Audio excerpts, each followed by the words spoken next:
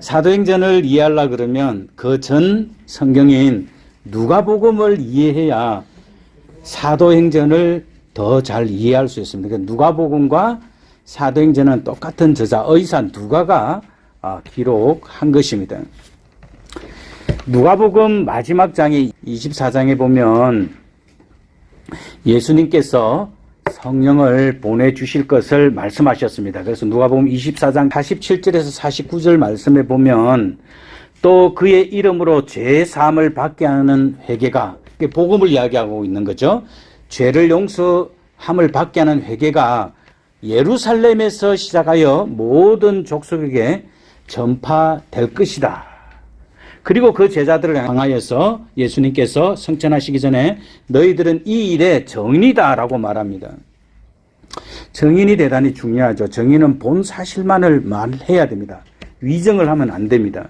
그래서 예수님께서 복음을 전하는 이 제자들이 정인이 될 것이다 라고 말씀하셨습니다. 근데 이 정인은 그냥 되는 것이 아니고 아버지께서 약속하신 성령이 올 것인데, 성령을 보내주실 것인데, 이 성령님이 오면 하늘로부터 능력으로 입혀질 것이다. 그러니까 하늘로부터 능력, 이 능력이라는 헬라 원어가 재밌는 단어예요. 그게 뭐냐면 두나미스인데 여기에서 뭐가 나냐면 다이너마이트가 나왔습니다. 다이너마이트. 그러니까 다이너마이트는 폭발을 하면 어떻습니까? 엄청난 피해를 주게 되고 영향력을 끼치게 되는 거죠. 그래서 이 정인이라는 말이 바로 그거예요. 세상 가운데 하나님의 복음이라는 핵폭탄을 쾅 터뜨리는 사람이다라는 것입니다. 근데 그게 인간적인 힘과 능력으로 되는 것이 아니고 하늘로부터 능력의 옷을 입게 될 때 그것이 가능하다라는 것입니다. 그래서 예루살렘을 떠나지 말고 기도하라라는 것입니다. 그래서 복음의 역사는 내가 가지고 있는 생각으로 되는 것이 아니고 하나님의 능력으로 옷을 입게 될 때 하나님의 정인으로서 복음을 전가하는 사람이 된다라는 것입니다. 예수님께서 성천하시기 전에 제자들에게 부탁을 하시게 됩니다. 사도행전 1장 8절에 나와 있죠. 예루살렘과 온 유다와 사마리아 땅끝까지 이르러 내 정인이 될 것이다 라고 말씀해 주셨습니다. 그래서 사도들은 예수님께서 성천하시고 나서 마가의 다락방에서 열심히 기도하였습니다. 그 과정들이 사도행전 1장과 2장에 자세하게 나와 있습니다. 근데 2장에서는 바로 예수님께서 누가복음 24장에 말씀하셨던 하나님께서 성령을 보내주신 그 내용을 자세하게 우리들에게 기록하여서 전달해 주고 있습니다. 따라서 예수님께서 지금 제자들이 받은 이 성령의 역사는 우연하게 이루어진 일이 아니라 하나님께서 미리 말씀하신 예언의 성취다라는 것입니다. 예수님의 제자들이 지금 복음을 전해야 되는데 자신의 능력이나 사회적으로 존경받는 위치에도 있지 않고 돈도 없습니다. 모든 게 다 갖춰지지 않는 사람들이었습니다. 그런데 오늘 예수님께서 성령의 충만함을 받음을 통하여서 바로 예수 그리스도의 정인이 될 수 있다라고 말씀하는 것입니다. 그 성령을 받게 되면 미국 시민권자가 되어서 미국 시민으로서 권리를 누리듯이 이 성령의 충만함을, 성령을 받게 되면 이 정인으로서 사명을 감당할 수 있게 되는 것입니다. 정인이라는 말이 무엇입니까? 정인이라는 말은 그 당시에 정인은 죽음을 각오하고 하나님께서 말씀하신 그 명령을 어떠한 고난이나 죽음이 오더라도 그 사명을 따라 사는 사람을 바로 정인이다라는 것입니다. 그래서 이 정인들은 대부분 사도 요한을 빼고는 다 순교의 길을 걸어갔던 것입니다. 그래서 예수님께서 이 제자들에게 정인이 되라라는 말은 하나님 나라를 위해서 죽음을 각오하고 복음에 목숨을 걸어야 된다라는 것입니다. 세상에 어떤 일을 포기하는 사람들이 많이 갖춘 사람이 포기하기가 쉽습니까? 많이 못 갖춘 사람이 포기하기가 쉽습니까? 많이 갖춘 사람이 모든 걸 다 포기하기가 훨씬 어렵습니다. 그죠? 근데 이 제자들은 정인이 되는 게 쉬울까요? 아니면 정인을 포기하고 그냥 고향으로 돌아가가지고 사는 게 쉬울까요? 어떤 게 더 쉬울까요? 이 능력을 받지 않으면, 하나님의 능력을 받지 않으면 목숨을 걸고 죽음을 불사하고 고난과 고통이 와도 복음을 전해야 되는데, 그들이 하나님의 시민으로서 하나님의 보호하신 세상 끝날까지 함께하는 그 능력이 함께하지 않으면 제자들은 100%다 실패하고 맙니다. 그래서 예수님께서 예루살렘을 떠나지 말고 하나님 나라의 정인이 되기 위해서 성령을 받으라라고 이야기하는 것입니다. 그래서 이 제자들은 자기들 내부 속에 들어있는, 그리고 외부에 드러나 있는 능력으로는 하나님 나라의 일꾼은 단 1도 될 수 없는 사람들이에요. 그래서 그들은 오늘 성령의 충만함을 받음으로 정인이 될 수 있었던 것입니다. 다시 말하면 하나님의 능력으로 덧입었다라는 것입니다. 오늘 1장과 2장은 우리가 이렇게 성경을 읽어보면 이 사건이 굉장히 긴박하게 돌아갑니다. 지금 예수님께서 성천하시고 마가의 다락방에서 10일 동안 기도를 했습니다. 자, 오순절은 6월절로부터 50일째 되는 날입니다. 그래서 이것을 성경에는 77절, 그 다음에 또 똑같은 말이 뭐냐면 초실절이라는 단어를 씁니다. 초실절이 뭐냐면 겨울이 되면 보리를 추수하게 되잖아요. 그러니까 이 추수의 첫 곡식이 수확되는 날이에요. 그러니까 하나님께서 오순절날 성령을 보내신 것은 하나님의 뜻이 계세요. 그것은 뭐냐면 이 땅에 영혼들을 추수하기를 시작한다라는 것입니다. 그래서 우리가 이 오순절을 이렇게 이해를 하여야 합니다. 이걸 먼저 이렇게 딱 잡고 시작해야 하는 것입니다. 그래서 이 하나님께서 이 오순절을 통하여서 성령이 역사하신 것은 이 땅에 있는 영혼들을 추수하기 시작했다. 다른 말로 이야기하면 종말론적인 삶이 시작되었다라는 것입니다. 오순절날 교회가 시작됐는데 교회를 통하여서 하나님은 세상의 모든 사람들을 구원의 길로 초청하는 것입니다. 하나님께서 이 오순절 성령 강림 동안 얼마나 영혼들이 구원받는 것을 하나님께서 원하셨는지 그날에 몇 명이 회개하고 하나님께로 돌아왔습니까? 3,000명이 회개하고 하나님 앞에 돌아왔거든요. 그러니까 이거는 뭐예요? 하나님의 구원 역사가 하나님께서 하시고자 하는 이 구원의 그 강렬한 하나님의 그 뜨거운 그 사랑이 들어있는 것입니다. 하나님이 죄인들을 구원하려고 하는 그 마음이 뜨거웠으면 그날에 베드로의 설교를 듣고 3,000명이나 회개하는 그런 놀라운 일들이 일어났겠죠. 그리고 제자들에게는 이런 역사와 능력이 나타남으로 뭘 더 확신할 수 있습니까? 예수 그리스도가 하나님의 아들이라는 사실이 더 확신할 수 있을 뿐만 아니라 복음이 세상 사람들을 변화시킬 수 있고 하나님께로 초대하는 강력한 수단이다라는 것을 그때 알게 되었다라는 것입니다. 이런 역사는 2장 1절에 보면 예수님의 제자와 120문도가 하늘로 올라가는 걸 봤잖아요. 그 사람들이 다 한 곳에 모였다라고 이야기합니다. 하나가 되어서 한 마음을 가지고 하나가 되어 있다라는 것을 볼 수 있습니다. 그래서 그 한 곳에서 마음을 다하여서 하나님께서 주시고자 하는 그 성령을 받기를 기도하였습니다. 그럴 때 하나님께서 체험하게 하신다라는 것입니다. 그래서 교회는 하나가 될 때 무서운 거예요. 우리 마음이 하나가 되어서 하나님 앞에 이런 복음의 성령의 역사가 나타날 수 있도록 하나님 앞에 우리가 기도하는 것이 중요하다라는 것입니다. 우리가 기도하게 되면 하나님의 놀라운 성령의 역사가 나타나고 하나님께서 우리 교회를 통해서 복음의 뜨거운 역사를 일으킬 수 있는 분이시다라는 것입니다. 하나님 앞에 기도하게 되면 하나님께서 반드시 하나님을 체험하게 하십니다. 우리는 기도할 자유와 기도하지 않을 자유가 있어요. 기도하지 않으면 아무 일도 일어나지 않습니다. 그러나 믿음을 가지고 하나님 앞에 기도하게 되면 그 기도에 큰 의미를 부여하고 우리가 마음을 다하여 기도하게 되면 하나님은 그 기도를 타고 역사하시는 것입니다. 하나님의 일, 유일한 방법이 바로 우리가 기도하고 하나님이 역사할 수 있도록 우리 마음의 공간을 열어주는 것이 중요합니다.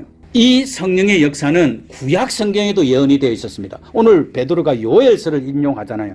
그 외에 에스겔서나 민수기 등에서도 하나님께서 만민에게 성령을 부어주시겠다고 그렇게 말씀하셨습니다.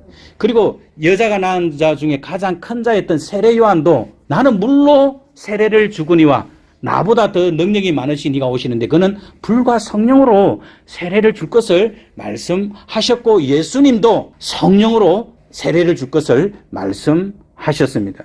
성령이 오신다. 이것은 바로 하나님의 구원 역사를 이루기 위해서 사람들을 사용하여야 되는데 그들이 세상의 능력으로, 세상의 힘으로, 세상의 지식으로 하는 것이 아니라 하나님께서 알게 하시는, 하나님께서 말하게 하시는 그 능력을 우리에게 주신다라는 것입니다. 복음을 전해보면 우리가 이것을 느낄 수가 있어요. 제자들에게 하나님의 초자연적인 역사가 나타나게 되었고 그 초자연적인 역사는 제자들만 아는 것이 아니라 모든 사람들이 다 볼 수 있게 하나님께서 역사하셨다라는 것입니다.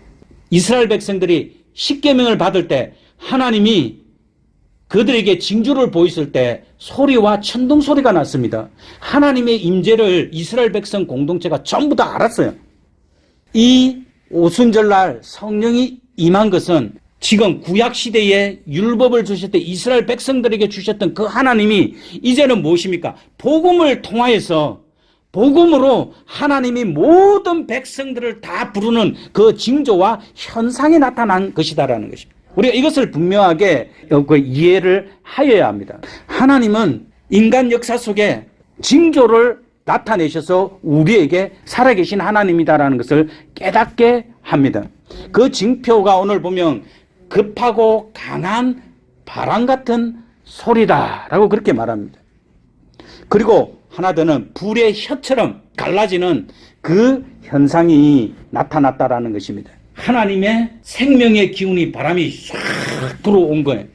우리 속에, 우리 죽었던 영혼 속에, 우리 메말라 있는 영혼 속에 하나님의 생명의 역사를 불러일으키고 있습니다.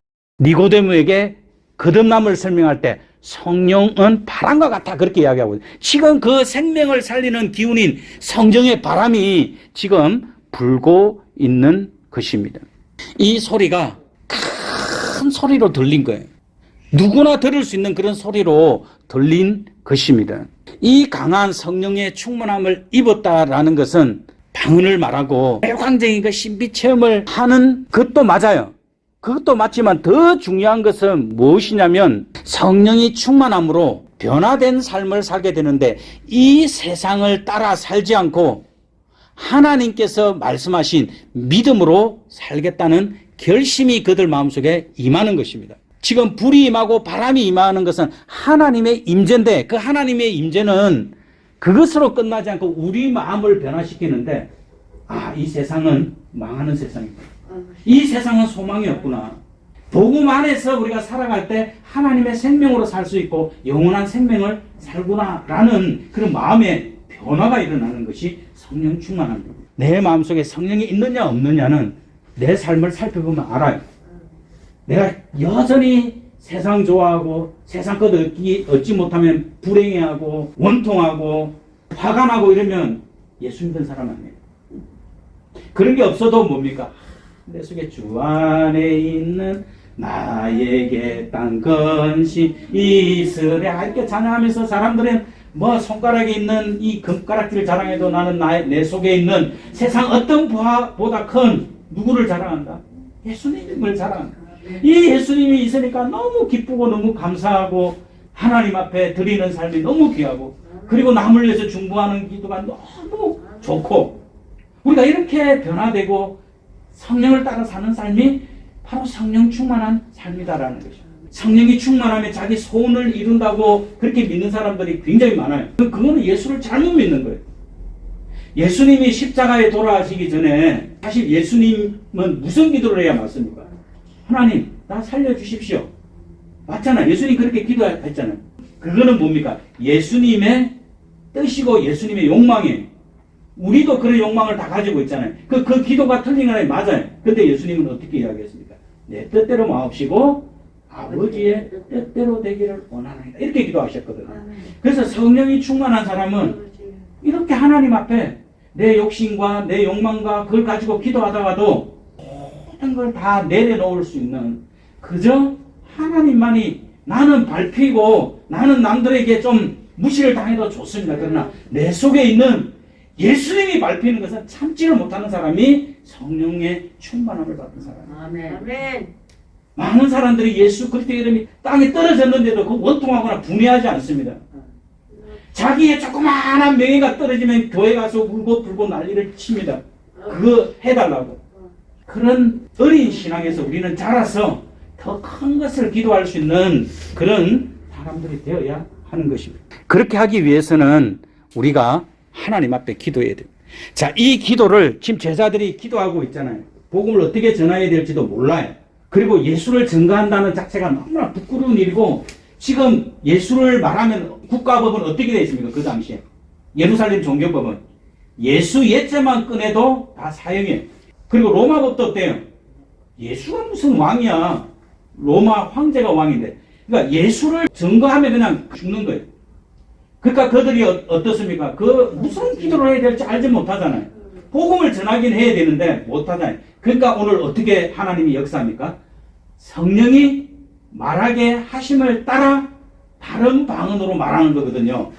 그래서 우리가 성령이 충만하고 방언을 말하는 것은 복음을 전하기 위한 것이죠. 성령의 방언은 두 가지예요. 하나는 외국어의 방언. 사도행전 2장은 외국어의 방언이에요. 그리고 또 고린도전서에 나와보면 우리가 하나님 앞에서 정말 뭘 기도해야 될지 모르잖아요. 어떤 때는 기도할 힘조차 없잖아요. 그럴 때 우리가 하는 기도가 있는데 방언 기도가 있습니다. 그거는 혀가 말리기도 하고 또 자기도 뭘 기도하는지 몰라요. 그냥 와서 하나님 앞에 자기의 마음을 쏟아놓는 거예요. 그러면 하나님께서 그 마음에 평강을 주시는 거예요. 근데 오늘 복음의 역사는 성령의 말하게 하심을 따라 역사한 것은 그 기도를 도와서 복음을 전하는 입을 열게 하는 겁니다. 그래서 우리가 기도할 때, 사람에게 복음을 전할 때, 사람을 만날 때 하나님 내 입술을 통하여서 복음이 증거되기를 원합니다. 이렇게 기도해요. 이게 훈련이 되면 나를 통하여서 어떤 경우라도 복음을 전할 수 있게 하나님이 도와줍니다.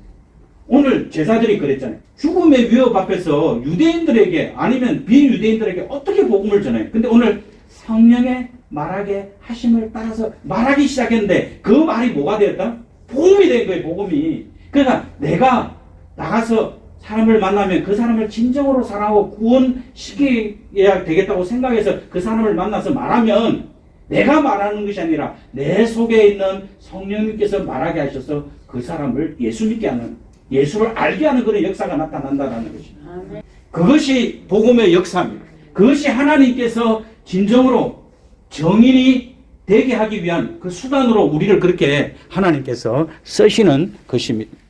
제자들은 성령을 받게 되고 성령이 충만하니까 얼마나 기쁘고 좋았겠네요. 반응이 이제 나타납니다. 예루살렘에 모인 디아스포라들에게 방언이 나타났는데 하나는 그들이 놀랐대 그렇게 이야기하고 있어요. 또 하나는 조롱하는 일이 나타났습니다. 이 표현이 적나라하잖아요. 놀랐고 당황했다. 또 하나는 조롱했다 이렇게 성경이 표현하고 있습니다. 교회는 교회다워야 됩니다. 교회가 교회다워지면 세상이 놀랍니다. 그래서 교회는 세상과 다른데 지금 이 성령의 충만함, 이 역사를 통해서 지금 무슨 일이 일어나는 겁니까? 하나님의 직접적인 통치인 하나님 나라가 이제 시작되고 있는 것입니다. 그래서 교회는 하나님 나라가 통치되는 것입니다. 그래서 이 복음을 통해서 죄인을 하나님의 자녀로 부르시는 그 일이 시작이 되었던 것입니다. 그래서 사람들에게 교회는 이 복음을 전할 때 교회가 교회다워질 수 있는 것입니다. 오순절날 성령의 충만함을 받음으로 영에 취한 하나님의 성령으로 취한 사람이 되었습니다. 그 성령의 충만함을 통하여서 하나님의 성령이 그들을 붙잡아 주셨는데 복음을 두려워하지 않고 세상을 두려워하지 않고 죽음도 두려워하지 않는 그런 세상을 이길 공동체로 거듭나는 것을 볼 수 있습니다. 이것이 오순절 성령 강림을 통하여서 예수님께서 하시고자 하는 중요한 말씀 가운데 하나입니다.